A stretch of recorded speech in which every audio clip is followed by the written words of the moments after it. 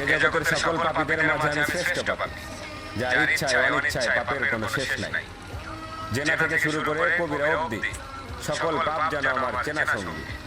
তাই আমিও যদি কিছু চাই তাহলে কি আমাকেও দেওয়া হবে তোমার অনুগত বান্দাদের ন্যায়?